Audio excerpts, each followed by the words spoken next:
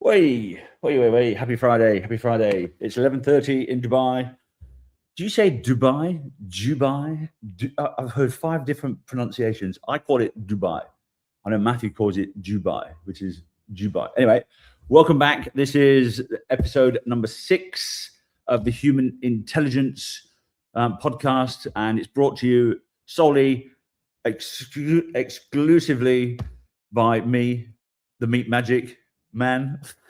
Somebody called me Robin Hood the other day. They said you're just taking money and redistributing it, which I thought was cool. So this week we're going to be talking a little bit about or taking AI out of the lab and out of the IT committee, and we're going to put it in the one place where it either becomes transformational or it becomes very expensive. So that place is, of course, the C-suite, and everybody knows that this is a problem. So most exec teams at the moment, they all say they want AI to change the business.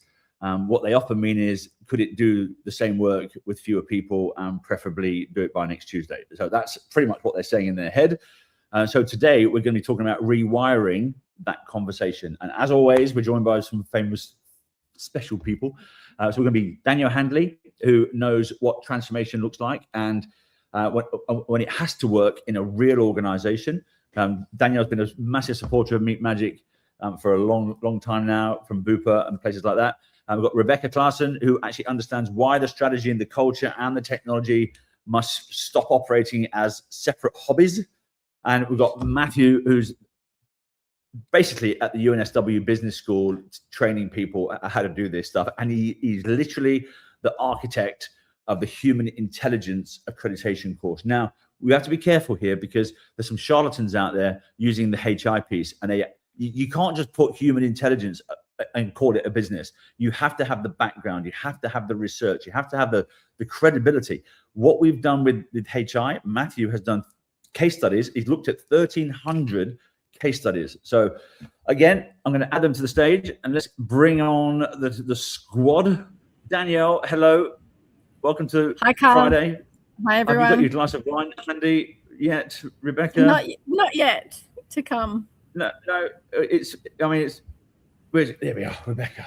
There we go. Well, it is Friday, and it's Australia 5:30, and I'm very grateful that you're doing this on your time there. But I would have called that Poets' Day like 5 hours ago, because Poets' Day in England is 12 o'clock on a Friday. Poets stands for piss off early tomorrow, Saturday. So we're going to jump straight into this, I think, because we've got 3 questions, 3 perspectives, and we've got 2 minutes each. No corporate stuff, no jargon. I guess the question is, will AI change everything? So without saying what you will do on Monday, let's just bring this first question up. Number 1, and where is it? There we go. Am I on the top or am I on the bottom? Matthew, I need to move you to the top. Hold on. There you go. Oh. So there we go. Finally, I'm on the top. Well, I'm telling you, this is, if you're not on top, we're not happy. So I shouldn't say that, should I? That's really probably. Anyway, question number 1.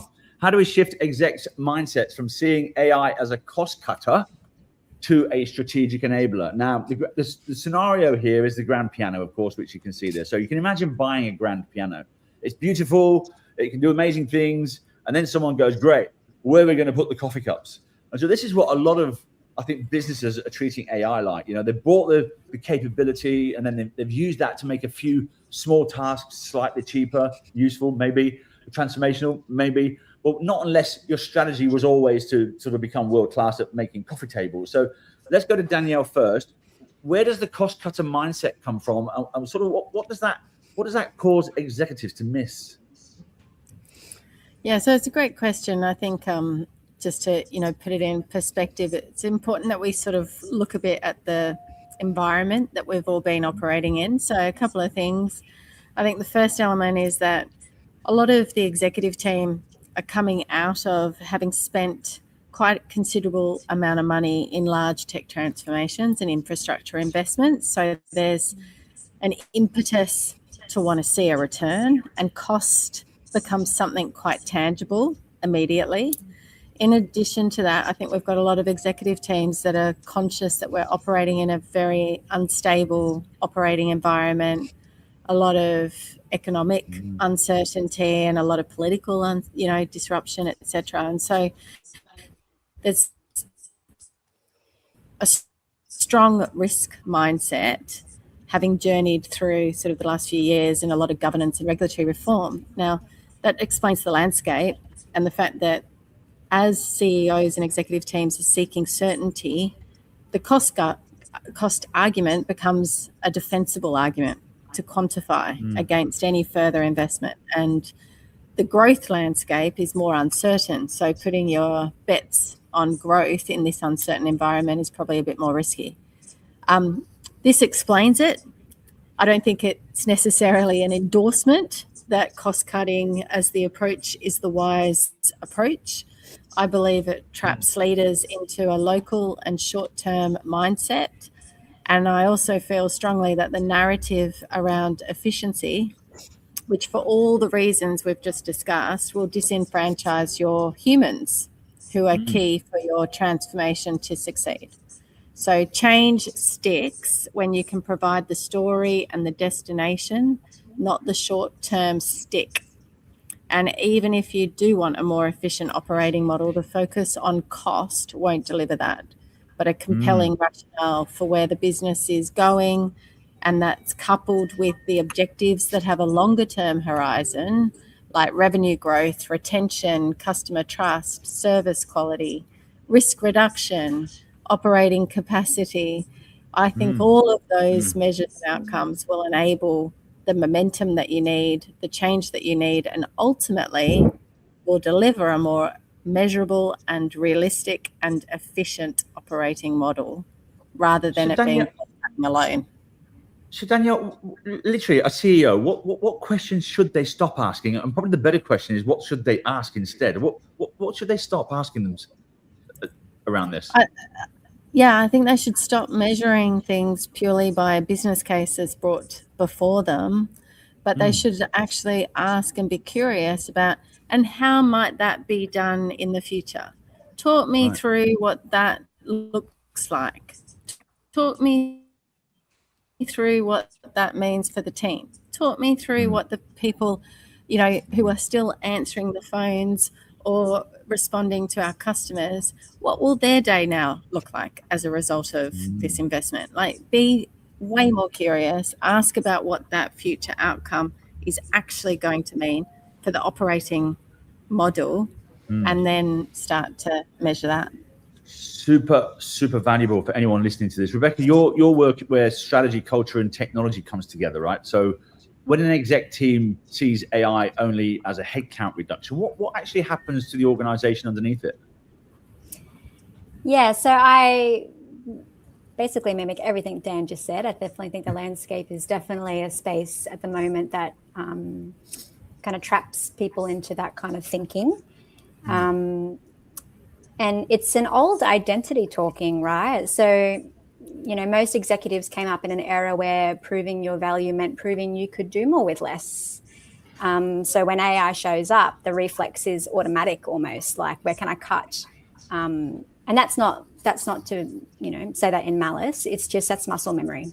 That's what, the last kind of 20, 30 years has been all about, is about how do we do more with less? So shifting it at the executive level means they have to sit with some uncomfortable questions, why do I always go straight to cost as kind of a first question? And that mindset and the values and the belief systems underneath that needs to be worked through before that can work. So that shift happens when a leader can say out loud in the room, I don't actually know what this creates yet. Only what it removes, and I need your help to create that. And that's really hard to say because it sounds like you're admitting that, you don't have all the answers in front of your team, and value-led strategic thinking only shows up once cost-cutting stops becoming, the safe answer to hide behind. But it's a huge shift for executives to do that. it really makes you think about, what would be the first thing they would see in 90 days, let's say they've just shifted from an efficiency project to a strategic capability. What would be the things that they would see in those first 90 days? Firstly, to do that, they need to start doing some practices themselves to actually enable that thought, Carl. So some simple practices could be that to open their awareness is to catch their thinking before making decisions. Am I responding to this decision from and operating from my old identity rather than my new one, right? Which will then allow more creativity, more experimentation, more potential not knowing the answers come up in that 90 days. So I think that's, there's a tip in there on how to do that, but also what that would then create in that space. Beautiful. It's a perfect segue almost into the human intelligence side of it. Matthew, I think this is literally where human intelligence comes in. So, we've got some great people on the call at the moment. I'm going to give a big shout out to Peter Jackson, who's currently in Africa. Peter works for DP World.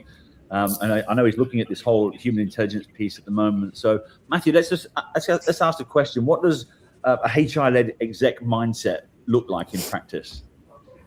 So, good question. Cheers. I guess when I think about that, right, and there was a couple of things that Danielle talked about, which was, the AI needs a vision, and it needs a human vision, not a technical vision, and it needs something that allows me to connect to that enables me to do the work that I was not able to do beforehand. And Rebecca talked about the human activities, right? Not the robotic activities we do as managers, but the human activities, to stand in front of your people, not have all the answers, to hold that moment of discomfort with everyone and share that moment of discomfort, and we're in this together, become sort of those real qualities. And Carl, if you remember, we could spend a couple of lunches in restaurants when you were in Sydney last, and we had a couple of executives come around, and we talked about the fact that we have found a real competitive advantage, and that the companies that practice this actually are ahead of the curve and go ahead of those people.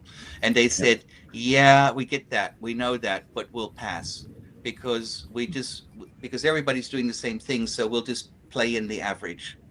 And what occurred to me at that moment is that we are inadvertently commoditizing our businesses right now. And so if you ask me, what does that look like? Stop doing graphs that have AI at the center and start doing graphs that have HI at the center. And then use AI as to everything that will enable the human intelligence in your organization to find that competitive advantage. And seriously, at the moment, that is such an easy play for you to take real market share off your competitors, to take real competitive advantage, and to actually really set your company up for future success by just changing the language and just taking the format and actually holding your leaders accountable for the human side, not just the AI side. It's very cool. So the point is not that the coffee table is useless. It's that you don't really buy a grand piano for the office just to put your coffee on it. So if AI was only reducing a line item, your ambition is kind of too small. The winning question is sort of, what could this organization now do better, faster, safer, or more humanly than it could before? So I guess the piano's in the room. The question is whether anyone's actually learned how to play it. Yes, the competitive advantage comes from your humans, not from AI. Yeah, brilliant. Right, let's move on to question number 2, because I know everyone's busy. Now, here we go. Who's going to get this one? So let's put a bit of a scenario in this. This is about what are the risks of a siloed AI leadership, and sort of how do we overcome them. So I guess the siloed leadership is like you can see on the picture, it's an 8-oared rowing boat where where every department has brought their own oar and they've chosen their own direction and they've congratulated themselves on how hard they're pulling, all in the wrong direction or different direction. So finance is automating costs, and maybe HR is buying co-pilots and technology, but maybe it's setting guardrails, and marketing has its own tools, and I don't know, legal's trying to catch up, but the boat is full of movement, but it's still going in circles. So Rebecca, let's go to you first. What's the real organizational cost when everyone has an AI plan, but no one's has a shared destination? Yeah, I really love that example, because I'm just picturing like the chief AI officer in there. And again, if you've got, everyone kind of contributing to the business that have their own agendas and, own goals and objectives, and then you're right, the boat's just going to keep spinning, right? So it is probably a little bit of an unpopular opinion, but for me, like a chief AI officer or a separate AI committee or a standalone AI function won't fix that. It just builds more silos, and you're going to just keep going around in circles. So a lot of companies already have an execution function, and they probably already have good governances in place that is there for other technology. So, don't overcomplicate the operating model. The moment you separate AI into its kind of own channel, where you're basically told the rest of the business it's not their job to think about it anymore or contribute to that. So everyone will then continue to keep rowing in their own directions. But the intention is to take the space to sit together and co-author the business strategy, build the roadmap together, have tech, people and strategy in the same room in doing that. And AI is the enabler. What Matthew said before, it's not the star. The HI is the star, and the HI is what's going to create value. So always keep that front in mind. It's not about the AI strategy or what we're doing with the technology. It's about what are we trying to achieve and how can our humans get us there. That's for Matthew right away, right? So, when every function owns a piece of AI, who really is accountable for the human consequences that fall between the pieces? So, Matthew, a great question for you. Who is responsible? The human, right? Yeah. Not the AI, right? Yeah. So I don't know about you, but if I were running a large organization, I would say we need to achieve this, Carl. I'm asking you to achieve this for me, and I'm going to hold you accountable for this, right? And so now you have a decision. Do I just basically outsource all of that and take myself out of that decision, right? Or do I stay connected to that decision, right? Because your job's on the line, your reputation is on the line, your future is on the line, your own value that you give yourself is on the line. And so when we think about that, then we need to understand that if I am ultimately accountable, what am I going to delegate down, and what am I going to delegate to AI? Now, I still run programs on delegation because people don't delegate. So if I'm asking you to be accountable for something, and what happens is we implode by doing all the work ourselves, and we're not delegating the stuff that is important, that we won't let go of that. And so if we can't let go of that to humans, how are we going to let go of that to AI? And how does that work in that sense? And we haven't put enough thought into that yet to really truly understand what that actually means and how far we are prepared to go. It's very interesting. I mean, Danielle, you've been on the tech and the operations side of companies, big companies like Bupa. I mean, you must have seen this already. How does those sorts of siloed leaderships show up in the real world? I mean, for customers, for employees, and balance sheet, I guess, because it's about the balance sheet. Yeah, I mean, I think siloed ownership results in siloed leadership, and siloed leadership results in siloed ownership. And I think when we see it play out in customers, we see it occur in disjointed experiences and inconsistent service. I mean, how many times has someone had a great sales experience, but then the service experience has completely let you down. And why would we expect anything different if we're deploying AI in exactly the same way? Like, it's really quite ludicrous to think that it's going to be any different. All we're doing is deploying smarter tools, but in still a siloed manner, unless you're really going to shift the mindset and think differently about the end-to-end process redesign and really start to move the culture to an enterprise mindset. Otherwise, I think you'll get the same result as you did before. For employees, I think you'll see it play out in misalignment, and often there's confusion. Matthew talked before about the narrative. The narrative of why we're even doing this becomes disjointed. Teams try and collaborate with one another, but it ends up causing friction rather than harmony.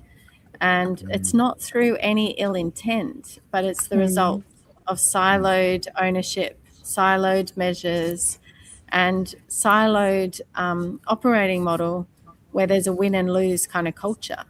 True transformation had me thinking actually about, it's about endurance.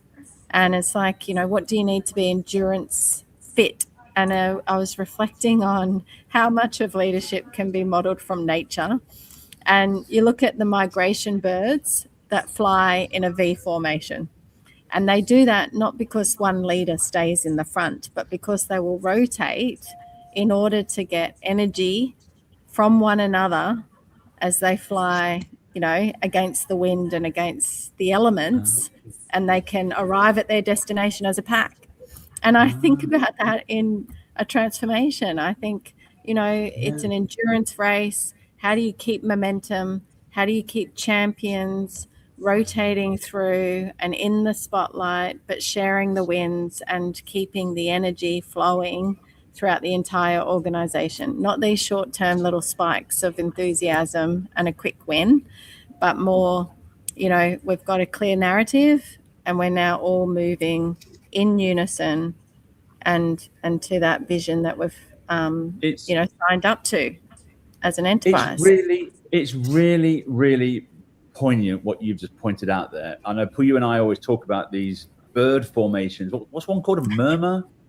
But the murmur, you see them moving. So, ultimately what you've got at the moment is lots of rowing, but not a strategy. So you can have, very fit crew and very expensive oars and absolutely no idea where the boat is going still. So you've got to give the business one direction, and no dancing for you, Rebecca, when I hear the word one direction. You've got to have some shared rules, and someone accountable, obviously, for the course. So that's a really interesting thing I've just been left with in my head is you would never see a formation of birds flying out like all over the place unless something really weird is happening.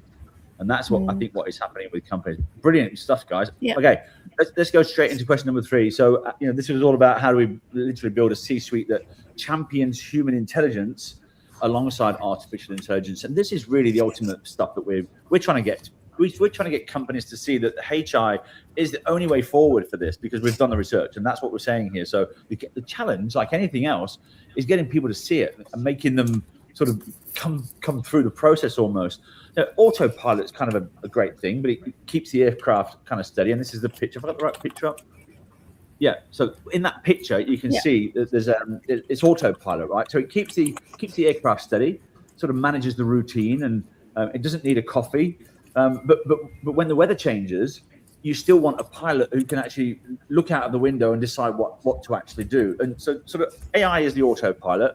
HI is the leadership team that sort of chooses a destination. It sees the storm and keeps the passengers confident and sort of knows what not to follow on the screen, or knows when not to follow what's on the screen, sort of thing. So, Matthew, I guess the question for you, firstly, what does a C-suite that genuinely champions the HI, the human intelligence, what does a C-suite do differently? So I guess first, you need to decide if you value the human intelligence within your organization, right? So, when I think about this question, I often think about the Ukraine war, and I was just running some stats that in this conflict, Russia lost 1.4 million soldiers and Ukraine lost 350,000 soldiers. And then I was wondering, does the Ukraine value the human intelligence more than Russia does in order to achieve a success in whatever strategy that you're embarking on? And so if you running an organization and you see the human advantage as a distinct opportunity, then you need to be able to have one entity that has, or coin that has one side HI and one side AI, and that they are totally connected to each other and not separated. And so therefore they do not go into an AI committee or into a technical thing. It's no longer a technical challenge, because AI integration is a technical aspect, whereas HI is a transformational aspect. And so you cannot disconnect those two. They have to be totally connected at that stage. And you need to help your people become better at understanding how they're going to think with AI rather than AI thinking for them. Very, very interesting, Matthew. If I'm an employee and we're rolling out AI, I'm sitting there thinking, shit, my job's going to get replaced. I'm going to lose my job. What is the behavior that me as an employee would visibly notice if my boss was serious about HI? They would be practicing mattering. They would come to me and they would say, Matthew, your job, what you do matters to me. And I believe that you will have a future in this organization. It is uncertain and I can't guarantee it, but what you do is important for the future of this organization. And I need you to really lean into this discomfort and find a new position for yourself that allows you to generate ongoing value for this organization, because you are important to me. That's very I feel safe already. I mean, that's what you want. You want that. I mean, just those words alone make you feel like, okay, I'm a part of the journey, not going to be replaced. Well, you look at, I was thinking, if I were a mercenary, which country would I want to fight for, right? Russia or Ukraine? And at the moment, I would choose Ukraine purely because they seem to have a better people strategy. Wow. Yeah. So Danielle, that is, how do leaders, inside, how does a leader earn enough trust to lead people through that AI change? Rather than just announcing it internally, how do they earn trust?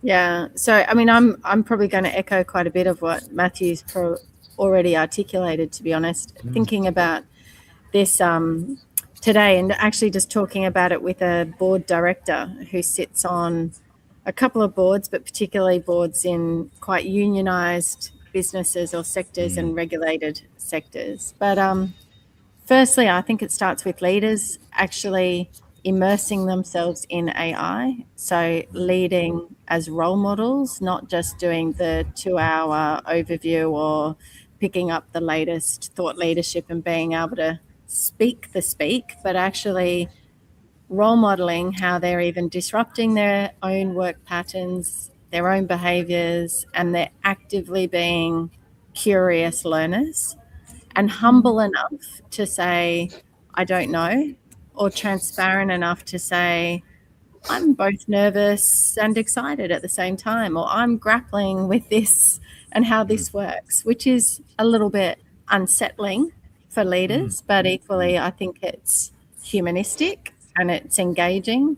I also think leaders using AI and explaining their decisions in business and human terms is particularly important, and willing to admit that they're grappling with that uncertainty, so much so that they're actually willing to perhaps sit with some of the teams that might be the teams that are most disrupted, or the teams that are actually identifying where they'd like to, fundamentally transform and use AI. So go and work shadow some of your own teams, actively participate in doing those activities. And without doing that, I struggle to see how they can really be across the risks and the issues, or be asking the right questions to be confident that they're actually fulfilling their own obligation because ultimately any transformation, the buck will stop with them at the end of the day if something goes wrong. And if they're not actively rolling up their sleeves and being part of the change, I worry that they won't actually know where the blind spots are. And the leadership gap will only increase, and the trust divide, which Matthew talks about often, will widen significantly. Sorry, just one thing. If you can share your struggle with me in working on those tools, I will follow you anywhere, right? Yeah. Because I will fail, and I need you to normalize that failing is just a part of learning. And that I think, as an employee, I'd read that behavior much better than I would an email that says we're rolling out AI. So there must come a point in time, Matthew, where the leadership lose the room. What point is that? You might be well intentioned, but you might just your staff all of a sudden they're not with you anymore. Is there a point where you can point to where that happens? Yes, absolutely. You'll see it in your engagement surveys. You'll see it in your work. You'll see it in your absenteeism, and you'll see it in your quietly quitting stats. Of course, yeah.